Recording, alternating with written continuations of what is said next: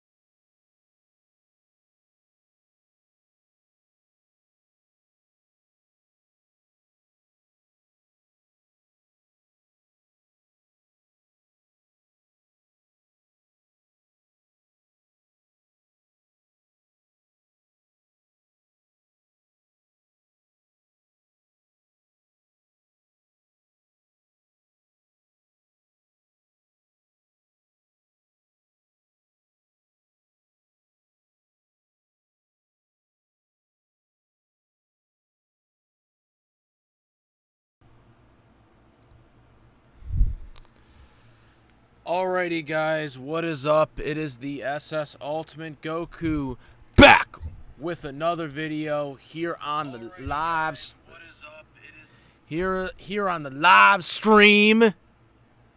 My echo interrupting over there.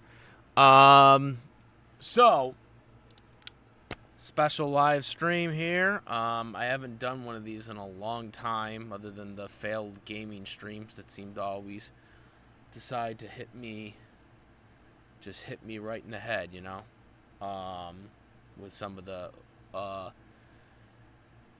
terrible connections, but I've always had, now I'm having a really bad problem with my PlayStation, so, just seems like the most stuff technology gets it hits me right in the head, you know. So, today we are doing the live stream, and if there's any questions that are coming up on the stream, I'll answer them. In terms of any updates that are going on right now on the channel, I know overall I haven't really put out as much as I possibly could the past couple of months. I am very happy for the Code Geass reviews that are coming out, because I'm really invested in Code Geass. I'm very, very happy with doing these reviews because obviously Code Geass, big fan of the series, obviously, as everyone should know by now. So I'm very happy. I'm very, very interested, invested in it, and I will say, and I don't think I talk about this enough in my reviews, my episode reviews of the Code Geass recapture series, Rose of Recapture series, is that I am very, very impressed with Disney in the way they are handling the stub.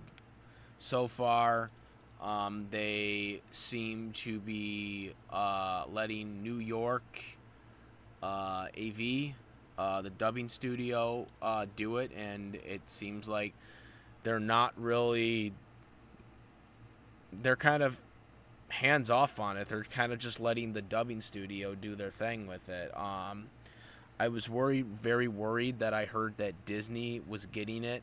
At the same time, Crunchyroll has been really bad with the streaming service. Ever since Funimation streaming service officially was gobbled up by Crunchyroll, which really started about 2 years ago when they, bought Funimation, or Sony bought Funimation and then merged them together. Crunchyroll has really been taking a lot of shit away in the streaming services. Like, I wish I could bring this up, but I could obviously pull up a video on it if anyone really wants me to see it, show it. But, so, Crunchyroll has just been really bad with the streaming service, and their customer service is horrible. Like, I mean, I talked to actually some voice actors at the conventions, like, and I won't say who they are, but I've talked to some voice actors, and they've told me that, they've heard about the complaints that Crunchyroll, customer service has been on, and unfortunately there's nothing they can really do about it because, they're not a part of the they're independent contractors that are just voicing the characters of titles that they, get. You know what I'm saying? So they're not involved, but they've heard those complaints, about how bad the service has been, and it is. It's bad service. Months upon months and upon months of not getting a response, and when I do get a response, they say, "Oh, we haven't heard anything back." Like, what is that? You know what I'm saying? Like, obviously, they're not trying to get the answers. And this has been the biggest problem with the One Piece dub right now. There's no location texts.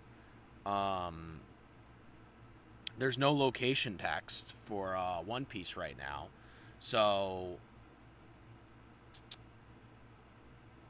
you can't really, you don't know what location they are. So like usually, like when Funimation had the episodes come out, they used to have like location texts of like the actual locations, because they have the Japanese logos in there, so they would have like on top the translated location text. They don't have those anymore now.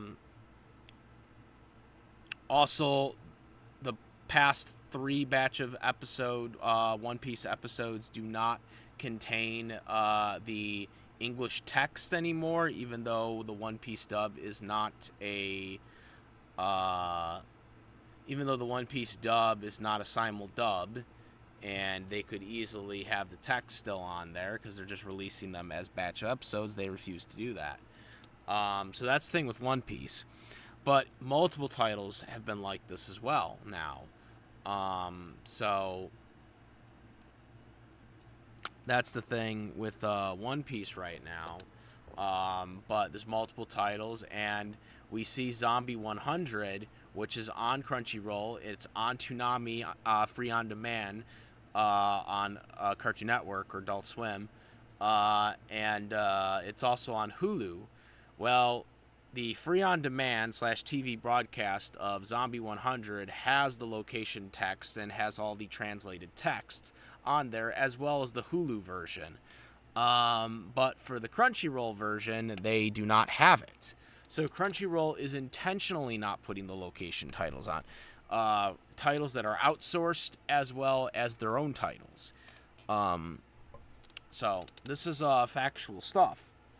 And I could all easily like screenshot it and show you guys what they're doing. And no matter what you do, no matter how many times you contact their customer service, they never respond. They never help.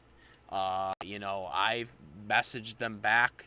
I've had an open case with them for going back to like March. I think it was either March or April, and they still haven't responded back. And every time when I respond back, hey, is there any update going on? They're like, well, we still haven't heard anything. We still haven't gotten an answer. And I'm like, dude, like, how do you not have an answer by now? It's been fucking 5 months, or close to 5 months. Like, how do you not have an answer by now? All you do is call them up and to ask, hey, why are you not doing this? So that's the thing about Crunchyroll. I've put no buns about it. Crunchyroll is the worst streaming service right now, to date. It is a horrible streaming service right now. Funimation's streaming service was 100 times better, despite, there were issues with buffing problems from time to time, but overall they weren't usually like that. So in my opinion, Funimation was much better. This Funimation streaming service was better than the Crunchyroll streaming service. I wish they would have never merged. I think it is worse for I think it's bad for the industry that they did merge. Because my fears kind of have been realized that, there is a limited thing going on with the companies now, and now we are going into this whole streaming services are now bidding for anime instead of the dubbing studios. Now, this was one of the sites of to why Sony could purchase Crunchyroll, was because there was competition, quote unquote, because Amazon, Disney, as Hulu, and Netflix, they're technically now in the anime game because they license their own animes now. But I would count them more as a broader company within the industry because they have multiple things. They're not just known for anime. I view like licensing studios like Viz Media, for example, as more of a thing, because they're not a streaming conglomerate. And I kind of worried about Viz too, because I mean Viz is probably going to be safe because they got the English translation mangas. That's what they're more known for, is doing the manga game or whatever. But they still do license anime, and with all these other hotshot, multi-million, billion-dollar companies, streaming service companies, it's going to kind of push away a lot of these lower-tier streaming services that are not lower-tier stream. I mean, lower-tier dubbing studios from getting any big properties anymore. I'll tell you one thing right now, for anybody who likes the new Sailor Moon dub, English dub that was done by Viz Media, I can tell you right now, if these conglomerate streaming services were involved back then, Viz Media would never gotten the rights to it. The bidding war between the Viz Media, when they got that Sailor Moon dub, when they got the rights to the Sailor Moon and got to be the people that redubbed it, Viz Media was competing against Funimation for the bidding war. They weren't competing against Disney. They weren't competing against Netflix. They weren't competing against, Amazon Prime. They weren't competing against them because they weren't in the anime game. They were not in the anime market at that point, They would sub-license anime from other dubbing studios, but they weren't in the anime game at that point, like getting their own licensed anime out there.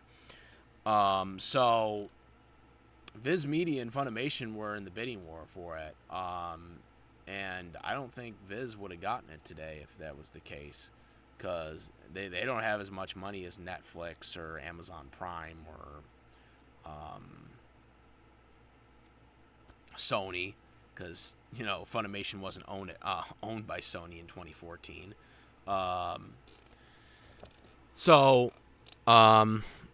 That's the thing, man. I don't think it would be a thing right now. If that was the case, especially since Viz Media is technically a rival company to the manga. The Sailor Moon manga is not done by Viz Media because they're rivals, like, for the manga distributor. So, if you go on Viz Media's website, they only have the anime. They don't talk about the manga at all because they don't have the rights to it. So that's another reason. Viz Media was picked because it was between them and Funimation, I think Funimation didn't want to give as much creative freedom as Viz Media did. That's what I think it was. That's what I was hearing back then. It could be wrong, though. It could have been just more of a money thing, but I heard that there was, like, a creative freedom issue with it. Picking the voice actor. Like, the creator got to pick the voice actors, from the LA pool, which I think Funimation wanted to have more control of it. And that's why I don't think Funimation got it back then. That's what I heard back then, though. But anyways, that's just me rambling on, different scenarios and stuff like that, and my distaste for this monopolizing of the anime market at this point. My take on it. But anyways, if anybody cares to want to, ask or want me to discuss a specific topic that I've been kind of covering, or something that I haven't gotten a chance to cover, because there's a lot of topics I haven't covered yet when it comes to anime, fictional news. Obviously, there's a lot of things that are going on, a lot of versus stuff. Can't get into, obviously, but a lot of different things going on right now. And hopefully some things hopefully come fruition, come soon. Yeah.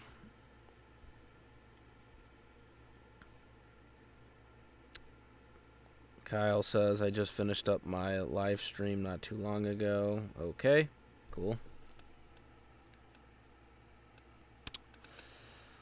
Also, while I go on this whole discussion, I just want to remind everybody, because YouTube always breeds in us to remind you guys of this, so I'm going to do it anyways. As you guys know, YouTube channel, the SS Ultimate Goku, Twitch, the SS Ultimate Goku, Instagram, the SS Ultimate Goku, and I do have a Discord link where we do discuss various topics as well when it comes to fictional media, fictional news, and whatnot. Also, which I'm probably going to be updating this banner very soon, I do have a YouTube membership tier, which,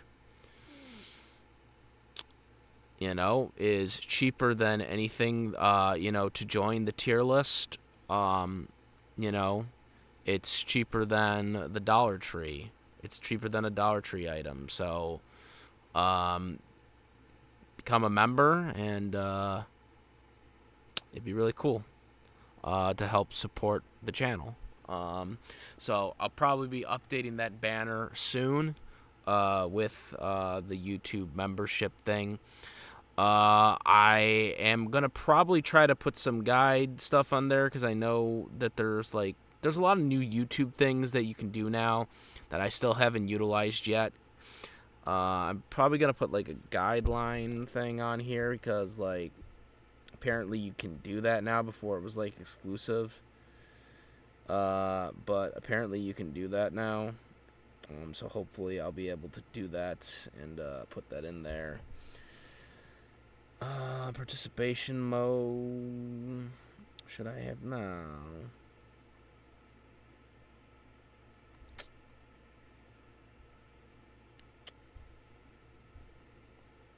Nah, I can't do it in here right now, but we will get that, though. We will get that. But yeah, this is where you can follow me. Again, we are on Twitch right now, too. By the way, while I'm checking that out, is there anything going on the Twitch? As of right now, I don't think so. It seems like there's only... But we will check, because I am not looking at my Twitch right now.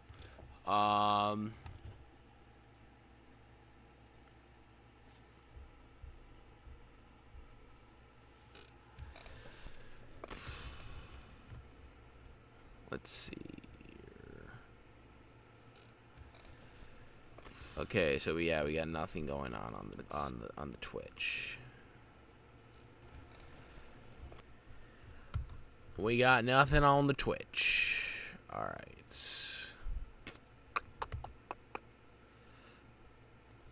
But yeah, I'm just gonna like Alrighty.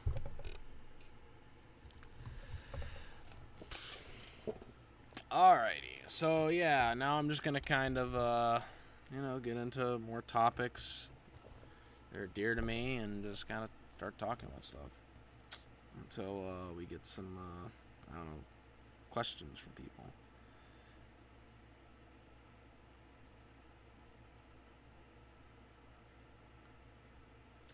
Oh yeah, I think I should bring this up too, because I will be discussing this in full, but there is a discrepancy between the Dragonball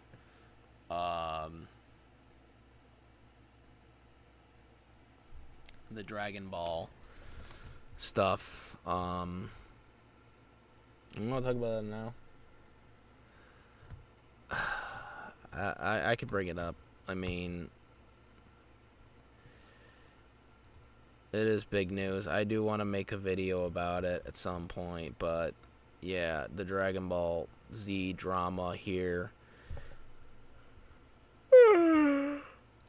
Let's see.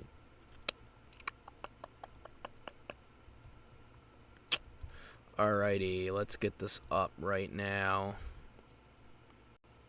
I can always clip this too. Okay.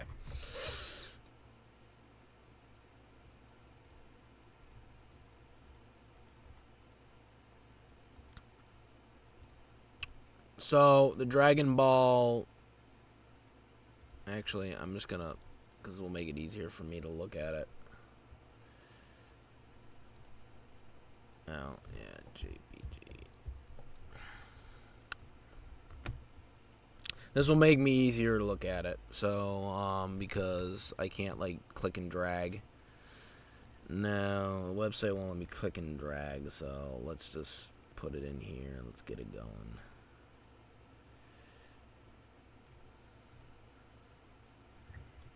Oh, it still hasn't saved yet, really.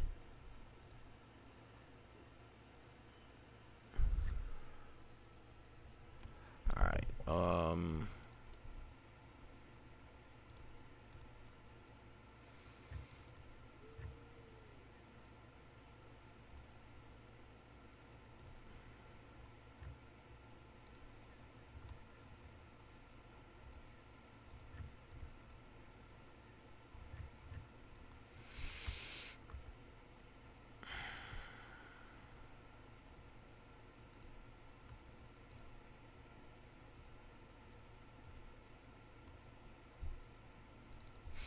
I'll put it up here just so everybody knows what we're talking about. I was gonna make a video about this, but since it was brought up, my attention's kind of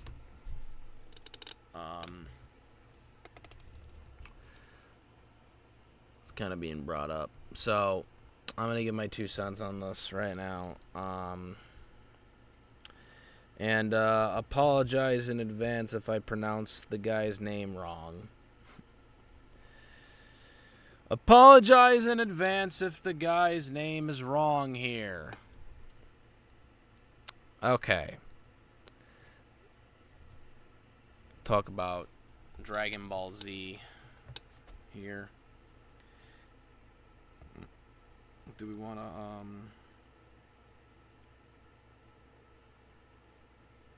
yeah, we'll put this up here on there for people to see the Dragon Ball Z.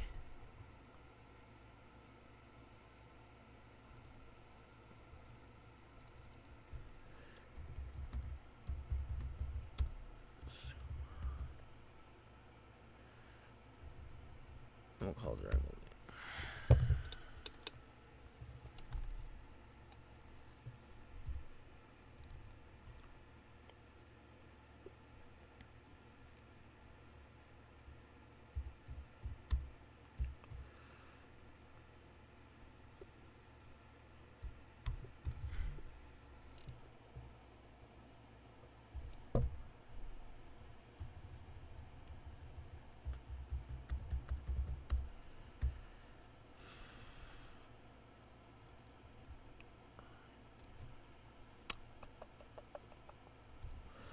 Alright.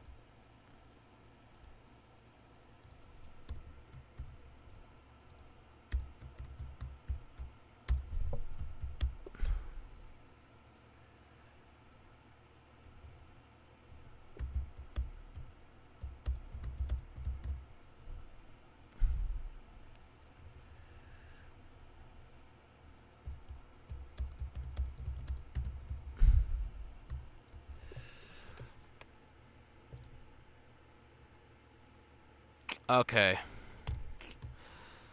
Alright, guys, so, we'll talk about this.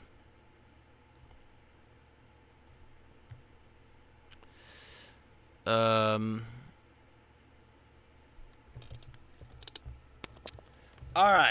So, the Dragon Ball Z.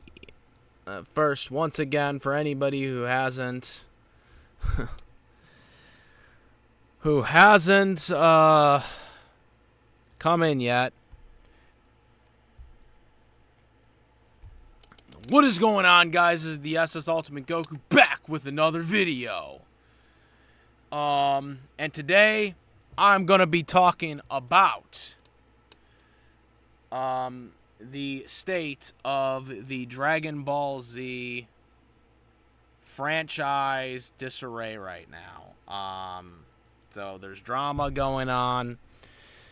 And we're going to show obviously the article's right there, but I'm going to read it. And we're going to talk about, give my 2 cents on this.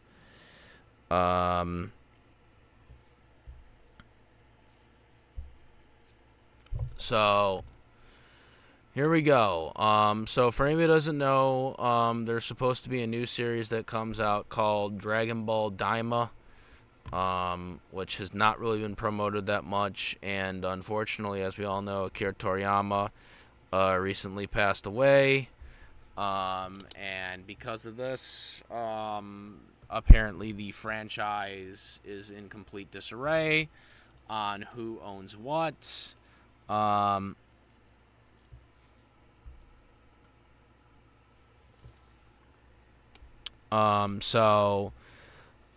Freezing and chaos surrounding the Dragon Ball money is the article, which is kind of ironic because we're talking about money instead of we're talking about the franchise.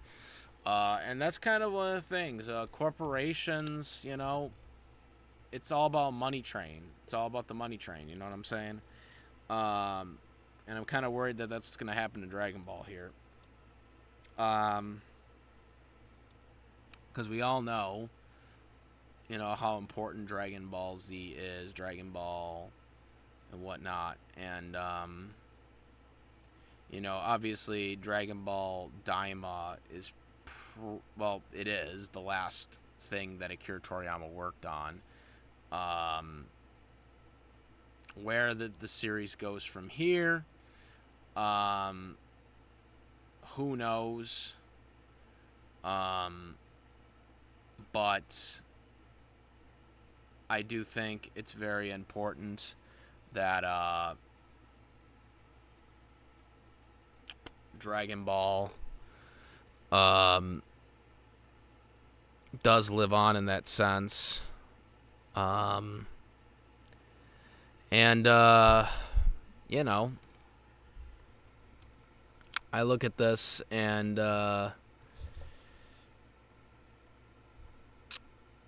I'm just very, you know, just not happy with this, you know, that there's corporate greed going on with this. So basically they're saying since the syndication of 1984 of Dragon Ball has remade huge IP, according to the app research. Okay, so these are just, you know, generic things about the movies and stuff like that. Let's get to the nitty-gritty here.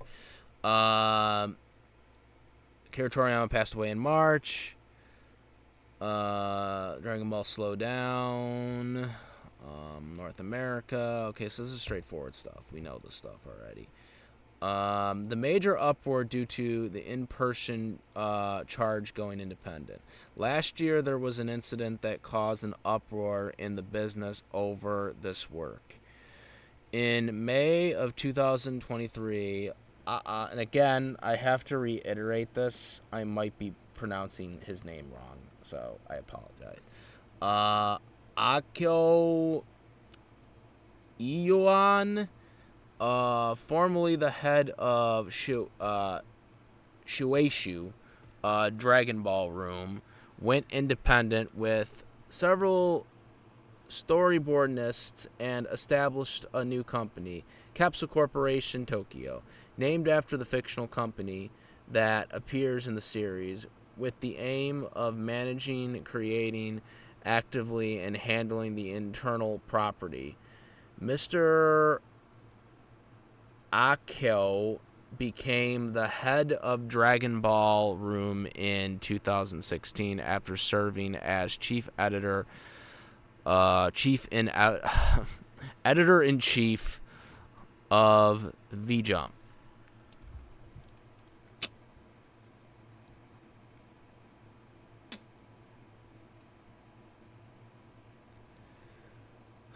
Shueisha included a custom supervisor, adapting Akira Toriyama Sensei's Sandland. He always focused on the author, for better or worse. At this time, there was criticism from the anime production company and the TV networks that had a constant attitude, in addition of work's progress with collaborators, new business deals. The unwelcome transfer became the trigger, and within a year, Akuno went independent, taking over the role of Toriyama's spokesman on behalf of Shueisha. The actions risked his actions raised the risk of Shueisha losing its Dragon Ball rights. Toriyama Sensei was also dissatisfied with Ayo being removed, as he trusted him the most. So they're saying that Akira Toriyama trusted this guy. So, I mean, it's kind of one of those stories where, like, this is a guy that Akira Toriyama's seen as a, you know, an heir apparent, essentially, I guess, is what they're going for here. So that to me holds a lot of weight, because, you know, that holds a lot of weight. I mean, this is the guy that you trusted to be the guy to run your franchise, you know, if something ever happened to you, which unfortunately did happen. So that to me feels very disingenuous to the corporation overlord. But of course, we all know corporations don't give a drying damn about, you know, about what people want, which again makes the whole situation worse.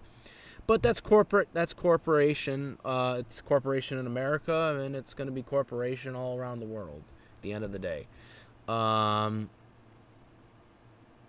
Chairman Marcy Hakuto of Shueisha even went directly to Toriyama residence in, I don't know what that area is. I'm not going to even try to attempt what that is. But he couldn't pursue him to stay, said Shueisha inside. This put Bandai Namco, which has been making a fortune with the game like Dokkan Battle, in a different position. That's an understatement. It's not just the damn cell phone games that they've been making money on. They've been making bank on all their console games. So especially Xenoverse 2, which still to this day they have DLCs for coming out. Ayo was Toriyama Sensei's spokesman, becoming independent, but the rights to the manga were managed by Shueisha. It was unclear who consulted regarding the matter related to the original work. Meeting about Dragon Balls were organized vast, with all relevant parties being involved, with substitute including the representatives, making the collaboration stressful. Bandai Namco insider Toriyama's passing occurred among this battle over rights. The discussion continues without the original author, and the dispute has been ongoing and still remains unsolved. Note, a Shueisha employee, some industry executives are looking towards a resolution that includes the family, saying it depends on how the family feels about it. The question remains who will ultimately take the lead in managing the massive IP. The future of the bug down battle, which is not bullifying a shonen manga, remains unclear. Okay. And so that's the interview. Okay, so my 2 cents on this is, because they're going to let the family be involved, which, you know, see, here's the thing. I don't know how this, like, works in Japan. I mean, it's it's a complicated thing even in the United States, but like, this is a franchise, so I don't exactly know how, like, Shueisha would own it over the author, or the author would own it over them. I know in the U.S., U.S. copyright laws is very difficult, but I know there's kind of some type of 35-year statute where it's supposed to revert back to the original owner in some capacities, but then there's also the IP thing itself, is usually a century. We just recently seen Steamboat Willie become public domain, for example. Winnie the Pooh just a couple of years ago. But in terms of Dragon Ball, it seems like the way it is there was a legal battle going on before Akira Toriyama even passed. Now, again, if Akira Toriyama has basically say in what goes on in his franchise, I really think he should have had a will for this then. I don't know how that works in Japan, but it seems like Akira Toriyama still had leverage in his say-so in the IP.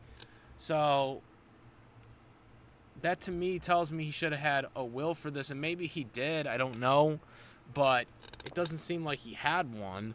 But again, I don't know how the creative initiative goes into this, because if Toriyama has rights to, the franchise, but Shueisha maybe has the printing rights of the mangas, for example, that could be the issue right there.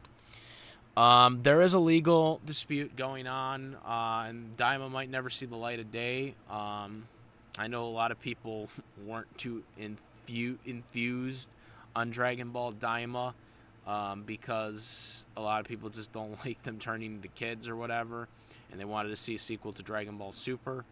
But really, at this point, this is Akira Toriyama's last work that he did before he passed. So, for better or for worse, I would like to still see it, regardless of how it ends up turning out. I mean, because, I would like to see how Akira Toriyama's final work was that he worked on. But legal issues right now, and yeah, I just don't know, man. I don't know what the status is going to be of this. I mean, this is not good. I mean, like, if this is all about, them having, like, the rights to the manga or the games, they could easily make something where, this Mr. Ayoko could have, like, creative say in, like, what they write in the manga, but the Shueisha gets, like, percentages of the profits or whatever. I don't know. There's got to be something. It's got to be something done. There's got to be something done. I know Shueisha is very, very money hungry. They take down content creators here on YouTube all the time. Even Geekdom himself, I believe, a couple times actually, if I'm not mistaken. So, they clearly are just in this for the money.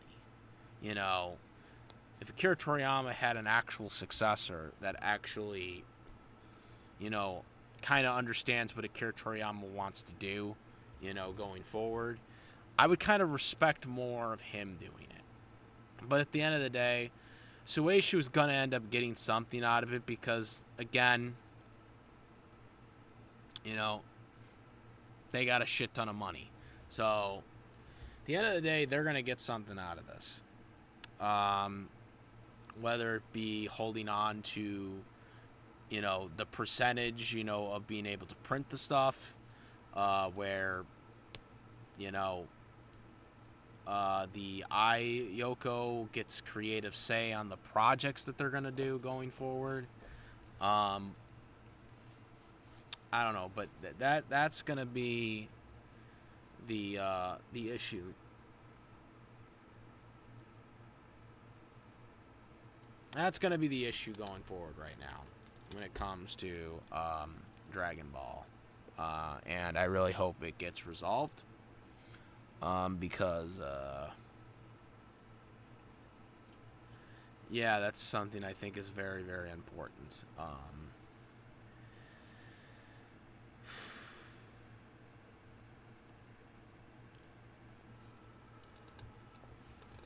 But that's really all I know, unless anybody else has any other information about this, because this is all I really know right now. But yeah, so that is it for my thoughts on this. Hopefully they get it resolved, and they let Akira Toriyama Sensei's successor have the creative say in what shows are created at the very least. So that's my thoughts on this, unless there's anything else that's brought up that I didn't know about. So yeah.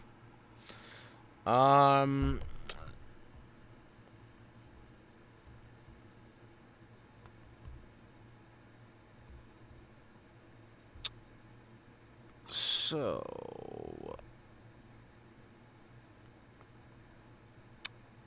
now we back.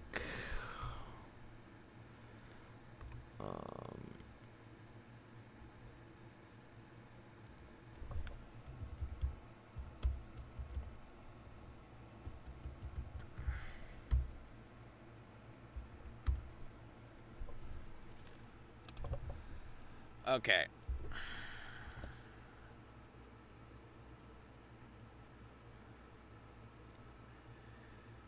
Speaking of Dragon Ball, Xenoverse 2's last DLC was not really that impressive in my opinion. Of course, it's really good if you want to play the story mode for $20.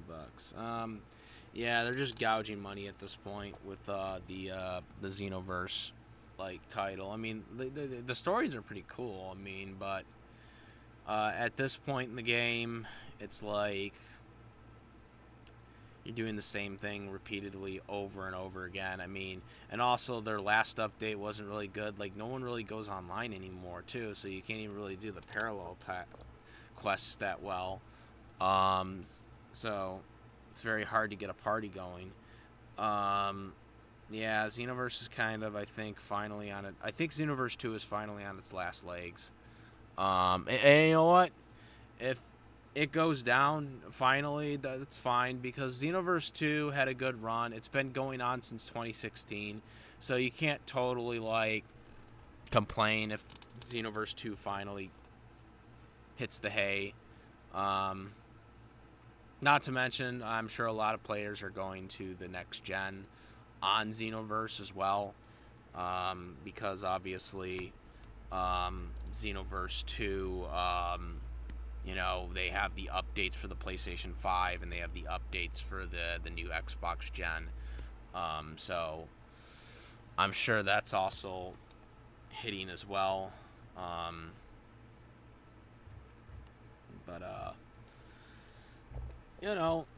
Xenoverse 2, I think, had a good run. I know a lot of people want Xenoverse 3, but honestly, if they do a Xenoverse 3, I mean, I don't think Xenoverse 3 is feasible. I mean, what else haven't they told yet?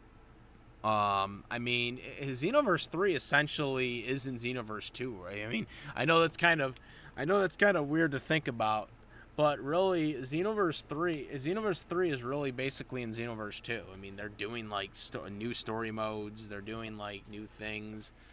I mean, if they really want to do a Xenoverse 3, what I think they should do is just update Xenoverse 2. I mean, Xenoverse 2 literally has Xenoverse 1's entire story mode on there now. Like, you can buy it as a DLC now. So you can literally buy the entire story mode of Xenoverse 1 on Xenoverse 2. So, really, when you think about it, if they're really going to make a Xenoverse 3, they might as well just fucking make it on Xenoverse 2.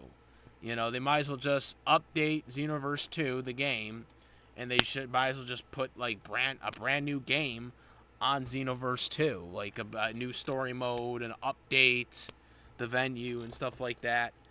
I mean, really, that's really what they should do at this point now. When it comes to Xenoverse at this point, because there's just really no other reason not to at this point. When you think about it, I mean, why not? You have the Xenoverse 1 story mode available on Xenoverse 2 as a DLC. You have new story modes coming in anyways. So why not just make Xenoverse 2, like, why not just update Xenoverse 2 into having Xenoverse 3 in it at this point? Rather, because, I mean, when you think about it, too, I mean, all that money that you've invested for the DLCs over the years since 2016, I mean, when you add up, especially if you got the collector's edition like I did, which that was about, like, I think $200 or whatever it was at the time, when you take into account the collector's edition or whatever edition you got, plus all these other DLCs that came out afterwards,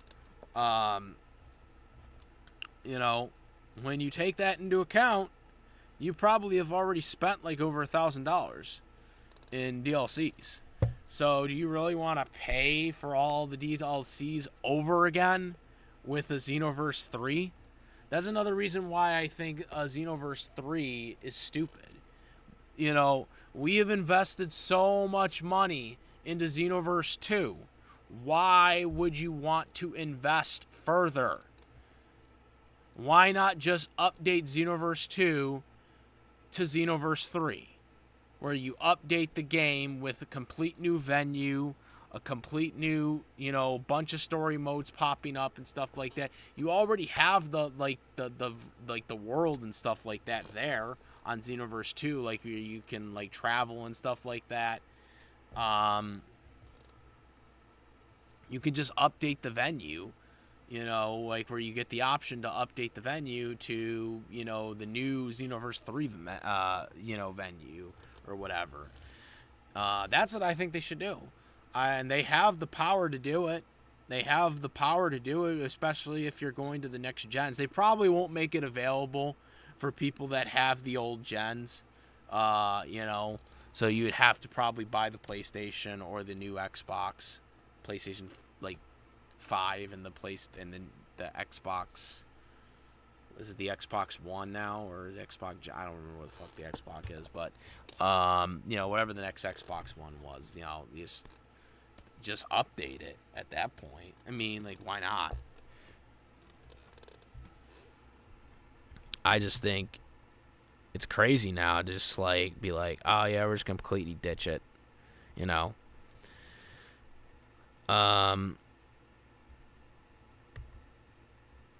So yeah, that's my 2 cents on Xenoverse. Xenoverse. And where I think they should take that.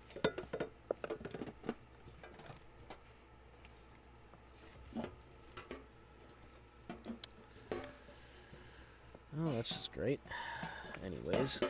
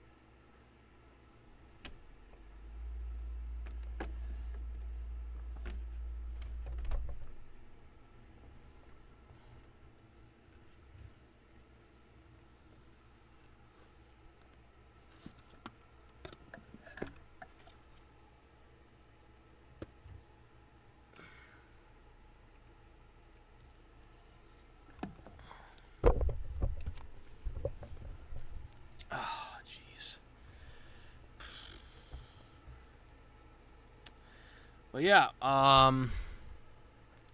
so yeah, anybody have any questions? Or, I mean, it's kind of been just Kyle the whole time. But I see there are 4 people in the chat. So hopefully.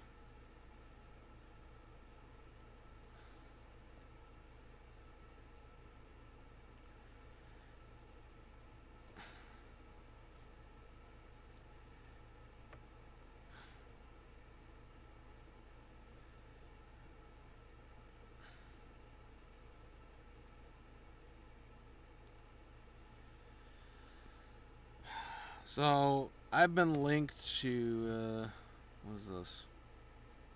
Hold on. Your donation. No, I don't care about that shit. Stupid ads. All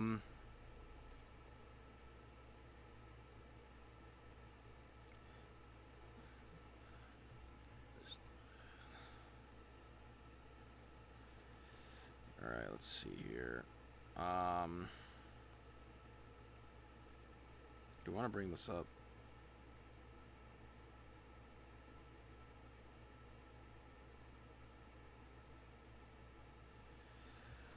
You want to bring this up? Because I don't know. I'm gonna.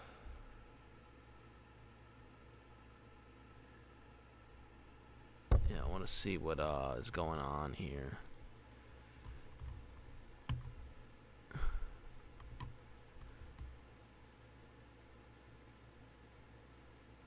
Yeah, I want to see what is going.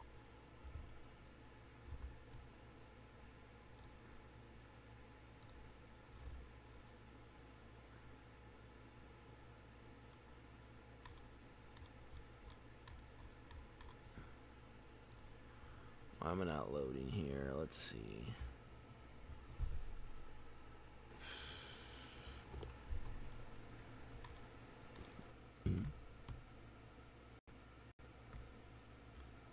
Can't see my chat right now. So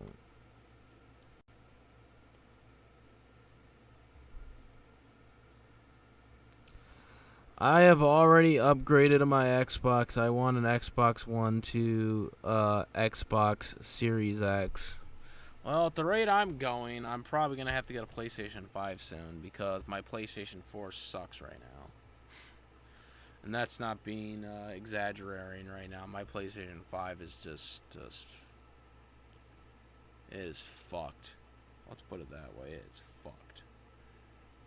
I hope there's a way to like transfer it all over, right? I hope so. Well, if you log into your like account, I think that works. I think it should. I think you should have like all your external like shit like when you log in. But I don't know. I'm sure there's a way to do that.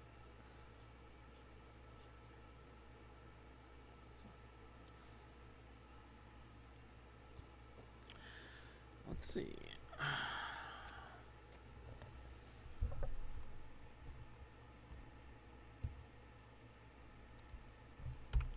Let's see what the going rate still for the PS5 over here. The PS5, man. PS5 going under. What is this?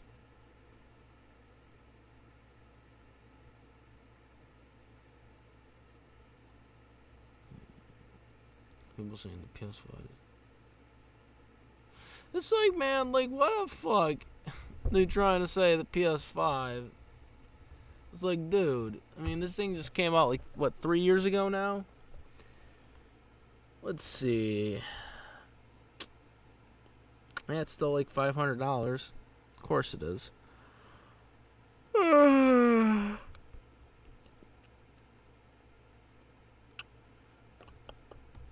Alright, GameStop's got it for like $469. I think it also depends on the copies too. Like, this is a slim disc like I never understood what the disc thing is, but or the slim thing or whatever. But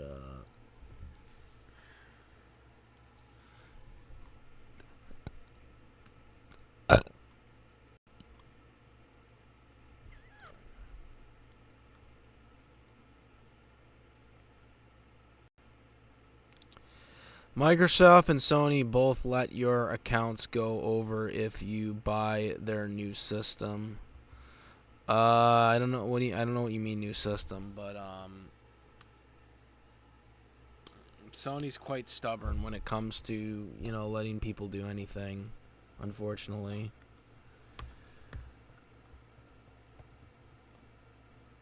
No, I would get the disc edition if I would get the disc edition.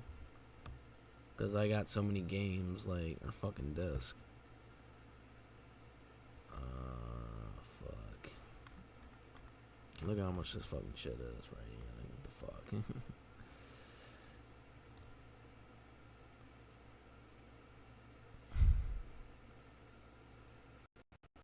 I could definitely do that, but, I mean...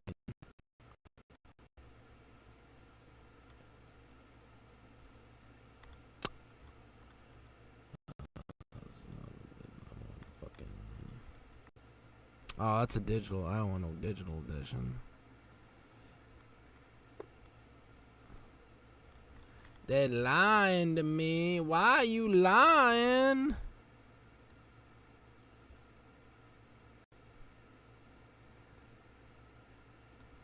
Why you lying?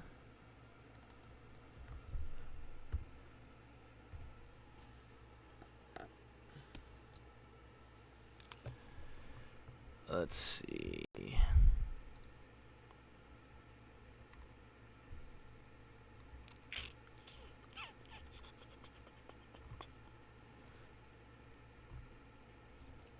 What do we got here? You got a dated disc edition.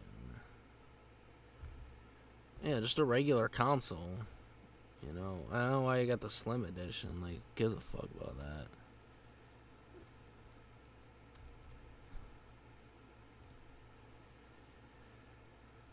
That's like a Nintendo Switch actually right there.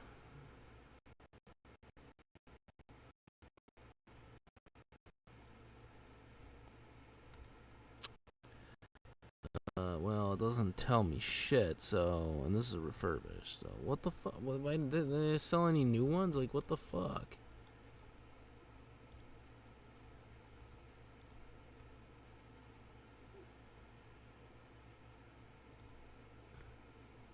Oh, hold on. That's not what I want. Alright, so that's the one with the disc. Okay. But it's refurbished, so I don't want to refurbish one. Like, what the fuck is this? What are y'all doing to me over here, guys?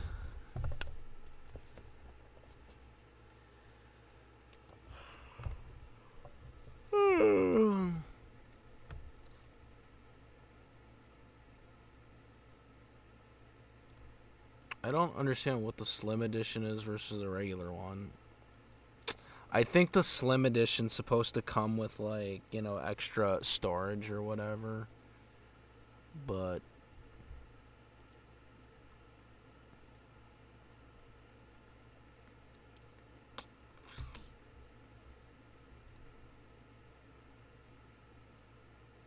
Oh, this is a digital one. What the fuck, man? I want disc. Digital does nothing for me.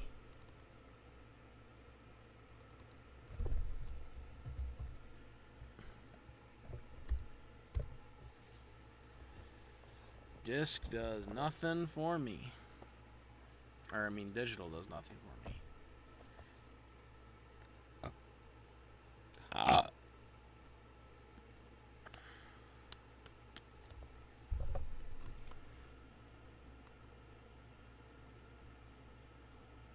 This is a regular one right here.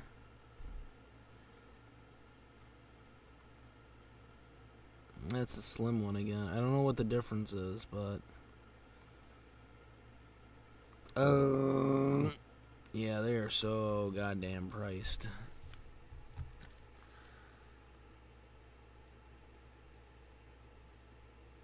I think the third part.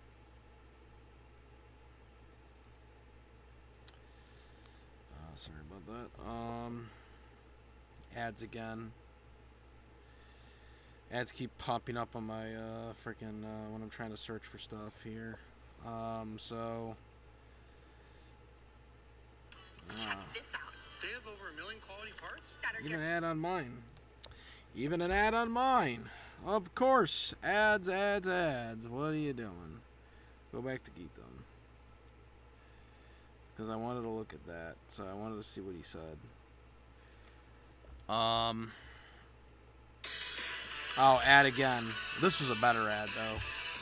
Not a dumb political ad. We're Bryan and Stratton College, and we can make a big difference in your future. We've been meeting you where you are and getting you where... All right. So we gotta talk about this article here. It's been sent to me by numerous people, and I saw that the translation was being worked on. I didn't actually realize the translation was done until, you know. Okay, so again, this is just for contents. This is Geekdom's video. So when I got this article, So make sure to go check out his. I mean, you don't need me to promote it because you know Geekdom 101 is, but you know that's the right thing to do. Go check out his channel. Sometime around Friday. So let's talk about it because I've seen people that are already covering this, and as you know, when it comes to this type of stuff, like, I bring a very, very nuanced and unique perspective, not to mention that if you have been following this channel, if you've watched the streams and videos that I've been putting out, going back to late last year, from the announcement of Daima, and even a little bit before then, we've talked about the behind-the-scenes power struggle between Akio, Shueisha, and their fight for Dragon Ball. Okay, so his name is Akio. So if you've been following what I've been talking about here on the channel, you're already somewhat abreast of the situation. Even though I am subscribed to Geekdom 101, I will admit I don't watch every video that he has, so I guess this just totally eluded me that he's talked about this, so apologize. However, this is the first time that this is actually being talked about in the public space now. And as you can see right down here, well, you might not be able to see on your screen. Oh, yeah, you do. It's right there. Interview by Soichiro Morita. Okay, so before anyone says anything, I'm not going to bring up his video because, one, kind of douchey, but, I mean, all he has right now is this up, so, which I already showed earlier, so. Weekly Toyo Keizai magazine, translated by Chronicles. So, this is from an actual magazine in Japan. Now what we've been talking about here on the channel with Capsule Corp Tokyo's foundation. Yep. And the budding heads behind the scenes. It is now public with even more information. As I said earlier in the stream, yes, corporation overlords are always going to want a cut of the pie, no matter what, because that's how corporations have been since the dawn of creation of corporations, and will continue to be that until ever, because that's just how corporations are. I was not privy to, so let's go ahead and get right into it. Make sure you leave a like if you're stopping by, and I can explain all this to you. Doesn't have to be in the United States. It can be in any other country. We're going to read about this and be confused and not know what's going on, but I'm going to do my best here to go and tell you what's going on with this article.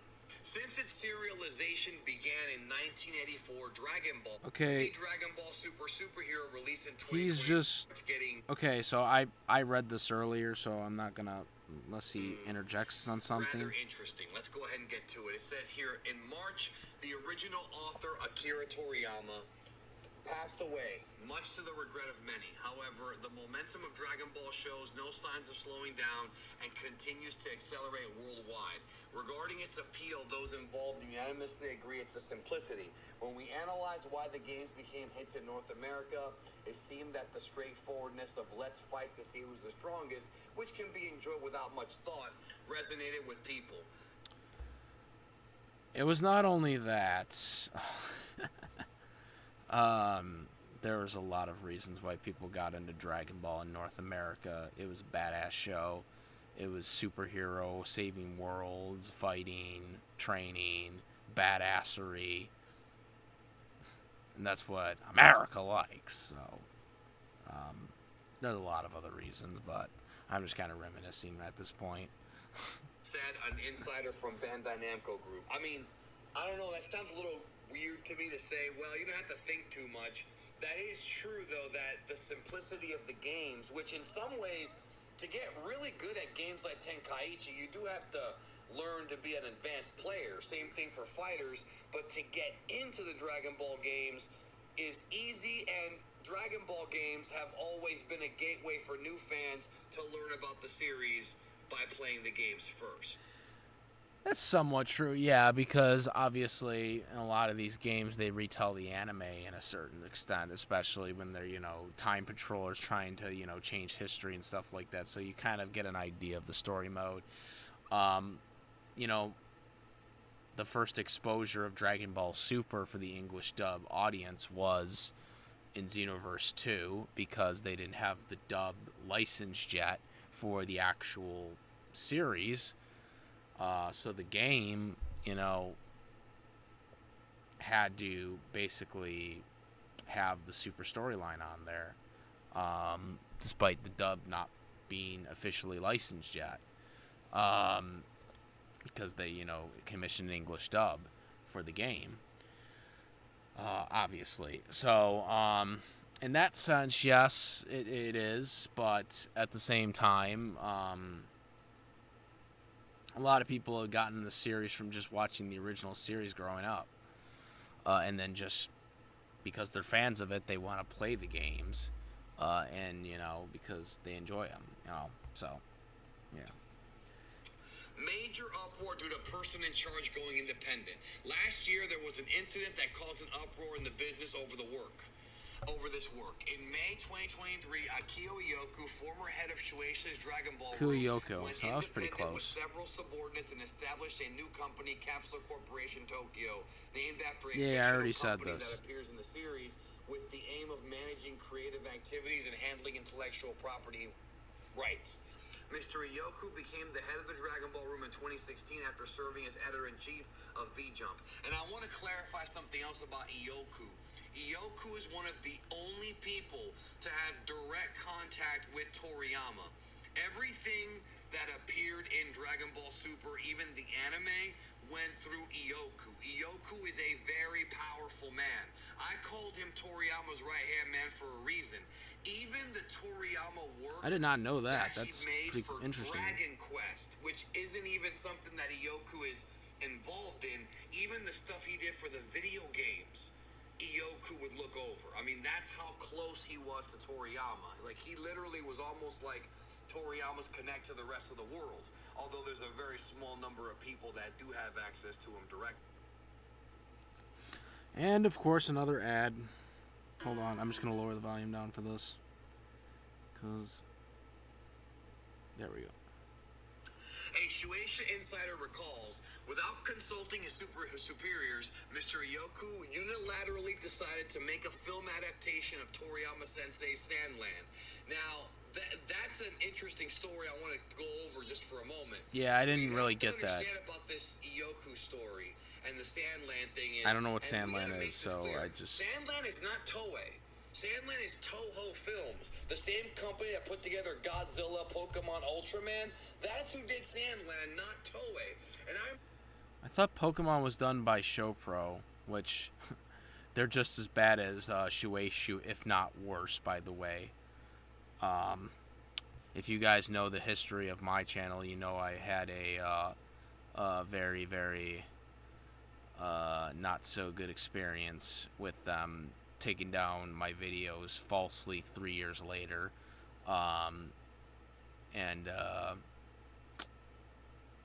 Yeah. I was able to get them back up, but I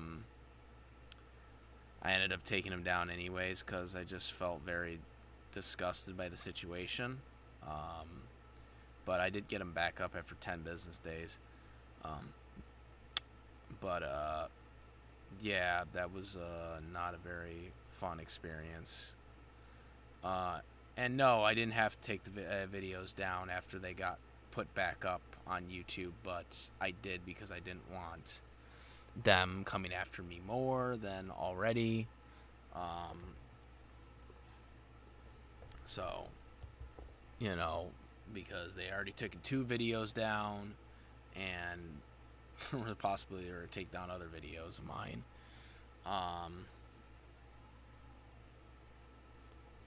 So yeah, I didn't want to do that. I didn't want that drama. But they were valid, by the way. I mean, I could re-upload them at any time if I wanted to. I remember seeing a lot of people ask me why Toho is doing it and not Toei. Well, I didn't know. Now we know because Ioku set up that deal directly with Toho and cut Toei out. Now, that's interesting because Toei is obviously who Shueisha's partnered with when it comes to anime adaptations. So, again, this all starts to make more sense now as to why there was so much heat on him, at least with the Sandland project. He always focused on serving the author for better or for worse. See, that's the thing about Ioku. He always focused on making sure to preserve what Toriyama wants above all. And that's important because at least we know the purity of the story through Ioku is safer than through somebody else. At the same time, there was criticism from anime production companies and TV networks that he had a condescending attitude. See, that, again, that could be possible.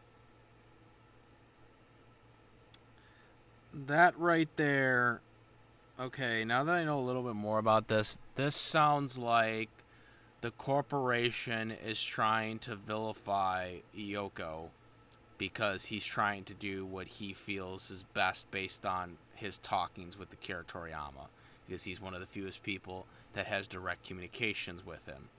So it feels like, whether it be Toei Animation or Shueisha, it feels like they're trying to vilify him to the media and to the people that, you know, hey, this is what this guy is doing. He has a bad attitude. And that's what they're trying to do. But obviously it's not working because Akira Toriyama was still working with them. But especially with this Sandman project. I never heard of the Sandman project, but apparently Toei was not involved. So, again, like I said earlier, I think this is going to come down to they're allowed to have, a percentage of the, what I think is going to end up happening is they're going to have to come together, and Toei Animation and Shueisha and them all are going to be allowed to keep the rights to Dragon Ball, but in exchange they have to allow Yoko be directly involved in any projects that they do. They have to distribute it through Toei, but Yoko gets the say on what projects are going to get done. That's what I think is going to end up happening here, and he gets a percentage of it as well. A lot of people in power have that.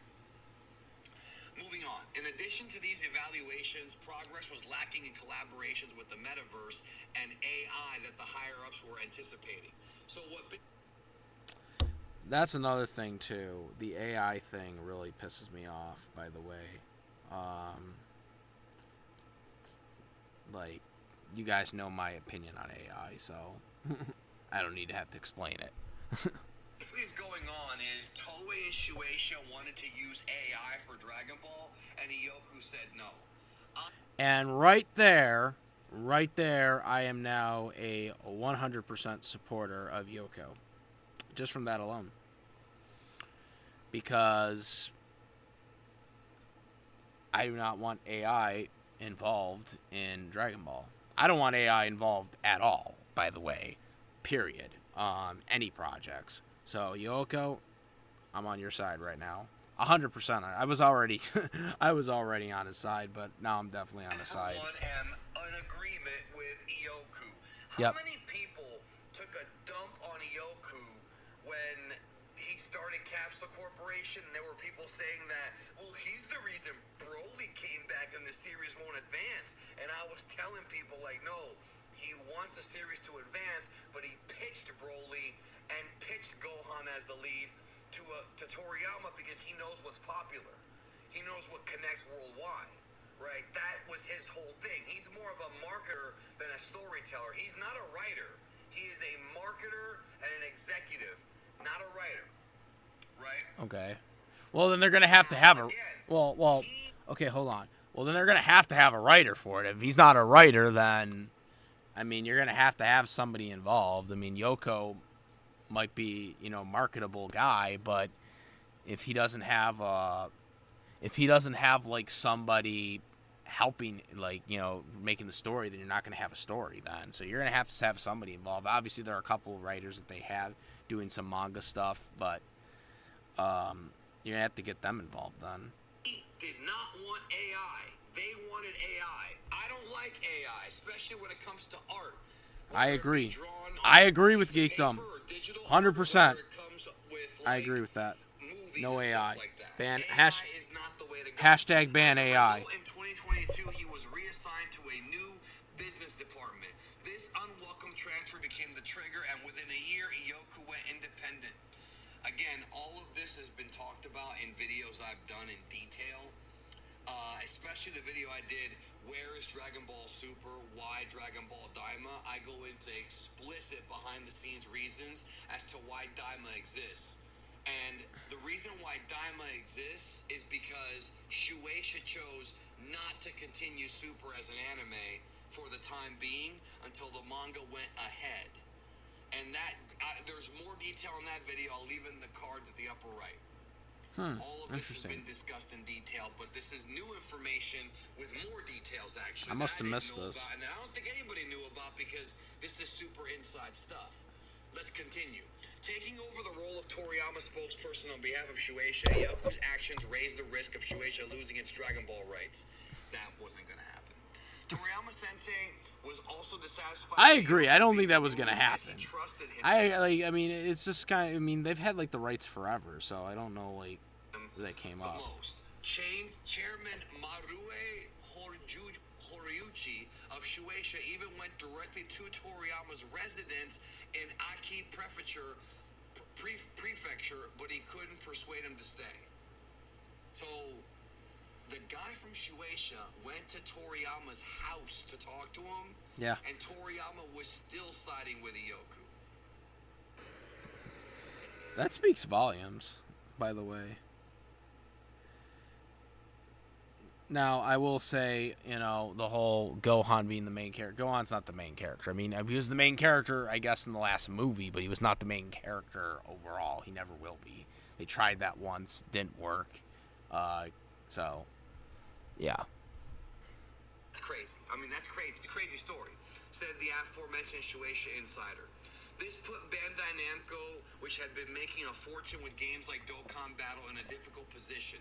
Iyoku was Toriyama Sensei's spokesperson, became independent, but the rights of the manga were managed by Shueisha. It was unclear as to who to consult regarding matters related to the original work. Which again,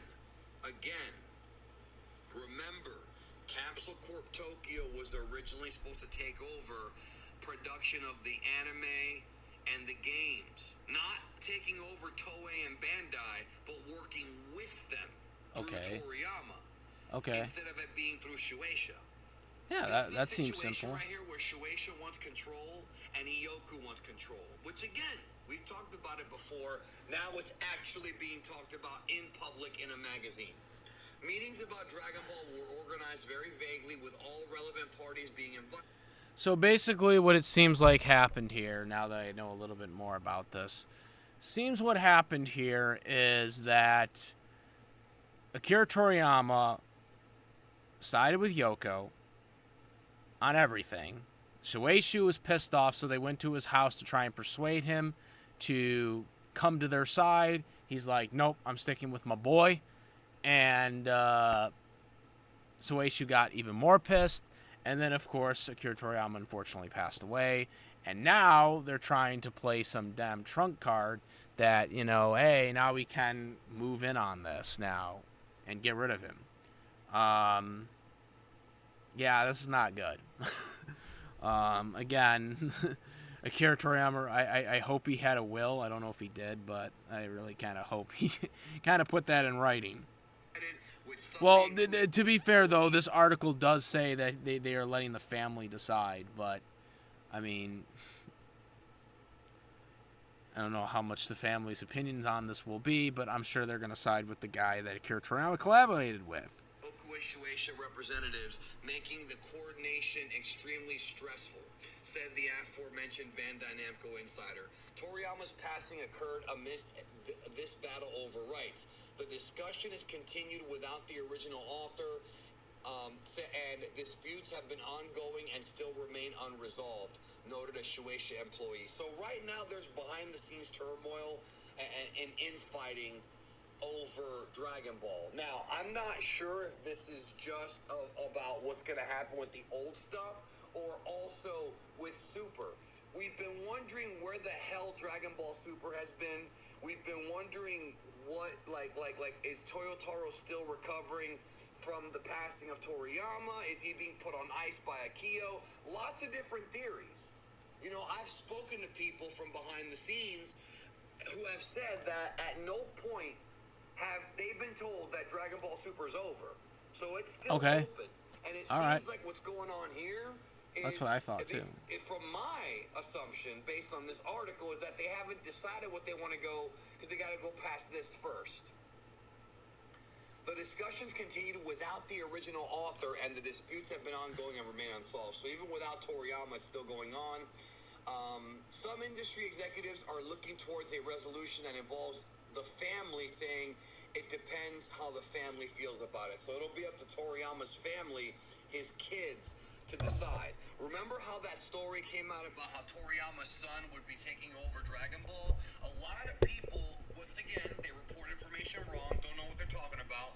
That people assume that meant that the son was going to actually start writing Dragon Ball, like writing stories. It's possible. That's not what that means. It means that he ends up taking over the estate. He ends up taking over Bird Studios. He ends up being the guy to take over for Toriyama as far as answering questions and things of that nature. So he's the one that basically gets the cut of whatever's made. Nowhere does it say that he's going to be the next writer or that he's even an artist. He can be, though. He can be, though. So it's mostly he has to be the one. Okay, yeah, that is true, but he can be. I mean, if the son inherits the studio, you know, and the rights to the studio and the franchise of being able to write the series or whatever, the IP, then, yeah, he kind of would have, like, the ability. I'm not saying he will. I'm not saying that the son will be like, okay, I'm going to be the head writer of Dragon Ball going forward. Now, he might not want to. But I'm just saying that he can if he owns the studio. I mean, he would own the IP at that point. Him and everybody else in that family to make the decision. The question remains who will ultimately take the lead in managing the massive IP. I will say this, though, because the fact that the family gets to decide, I think, is a really good thing. Because if this was the United States right now, you know damn well this would never happen. In the United States, like, in the United States, if this shit happened, oh my God, it would be like a fucking corporate overhaul bullshit where the corporation could basically just say, well, we have the IP, we're going to sue you, and we're going to get the rights to everything. It seems like in Japan, they have more protections to the people that actually wrote the IP. You know, that's what it looks like, because Geekdom even said a state here, so... it seems like there's more protections in Japan for this than in the United States. So I think that's kind of good, at least, for what it's worth. The future of the bogged down battle, which is not befitting a shonen manga, remains unclear. Well, I don't know about that, because there are a lot of bogged down battles in manga, but certainly not that many. Nevertheless, though, this seems to be the story, that until this gets resolved, like, they're right now just waiting. I guess everybody, whether it be Toyotaro, whether it be, you know, other people in the Dragon Ball room, they're probably waiting for this to get resolved. But now it's in public turmoil because Akio wants to go one way, Shueisha wants to go the other way, just like with Dragon Ball Super. It's exactly like what I heard about Super. That 2019 thing, that was Akio wanting Dragon Ball Super to come back, and that wasn't the case. So apparently, Shueisha, once again, I would rather Akio take over because he actually cares a hell of a lot more than Shueisha, and of course he wants the Super Anime to eventually come back too, among other reasons. He's not perfect, but that's my pick. So on your screen right now, if you've missed on a lot of this news, I've been trying to keep y'all... Okay, so, I mean, that gives me a little more insight, so... I'm totally on Team Yoko. I mean, I'm sure there's some stuff that we're probably not going to like. I mean, that we're not probably going to like everything he wants to do, but he's a hell of a lot better than Shueisha, who wants to do AI. Okay? Wants to do AI! I'm 100% against AI, so guess what? I'm riding with Yoko, too. Sorry if I said his name wrong. I'm riding with that dude, because anybody that says no to AI, especially over the corporate overlords, I'm totally all in on that. But it does seem like the family's going to get to decide, which is a good thing, because you usually don't see that with fucking corporation IPs at this point. But hopefully the family does right. The son, because the son, I think, did some writings for Akira Toriyama too. So I do think he might. I think he will be one of the writers, and I think one of the buddies was I forget what his name was, but there was another guy who was writing it for Super as well. So they both probably are going to be involved to keep the legacy alive, and then Yoko will probably be involved with the movies and stuff and the games. Like, that was kind of the whole point of the Capsule Corp studio or whatever. But it was supposed to be in coordination with Bandai Namco. So, again, it's supposed to be fine. Everything's supposed to be good. So, I just don't know. At the end of the day, Shueisha and Toei Animation are just being greedy. It seems like, just based on what I just heard from Geekdom. So, yeah.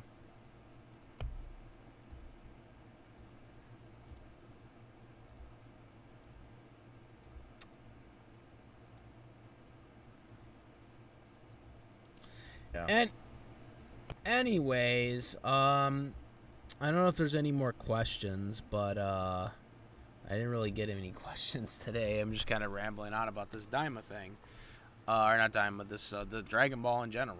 I know this is kind of a late one, but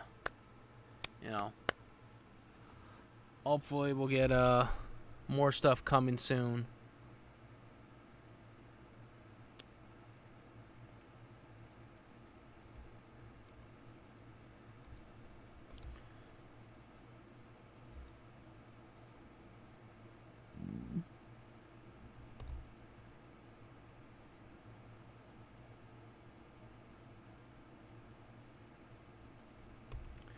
Anyways, guys,